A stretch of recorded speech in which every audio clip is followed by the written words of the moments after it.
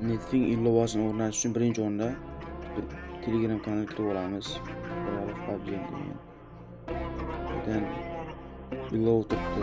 O'shani ustiga bitta bosamiz. O'rnatishga chiqadi. Keyin o'rnatamiz. O'rnatib bo'lgandan so'ng ochish degan tugma chiqadi. O'shani bosamiz. VPNni ochish uchun kod so'raydi.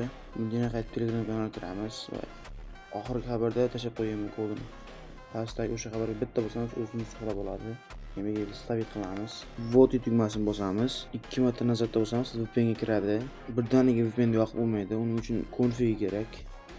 Config olish yana Telegram kanaliga kiramiz. Config fayl ustiga bitta bosamiz. Netfing degan joyga chiqadi. Netfing degan joyga bosamiz. Keyin Netfing ilovasiga olib kirib ketadi. Netfing ilovasidan chiqib ketamiz. Yana qaytadan Netfing ga kiramiz. Copyright qilgan kodni yana shu yerga stavit qilamiz. 2 marta nazarda bosamiz, yana qayta Netfing kiradi. Netfingning birinchi bo'limiga o'tamiz. Keyin установить degan joy chiqadi, o'sha yerga bosamiz.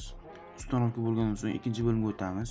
Запустить tugmasini bosamiz, keyin yana ko'k tugmacha bosamiz, keyin bu yerda Netfingni yoqib qo'yamiz. Keyin запустить yana bitta bosamiz, yana OK bosamiz, mana qo'shildi VPN. Videoga like bosib, kanalga obuna bo'lib ketamiz, jigarlar.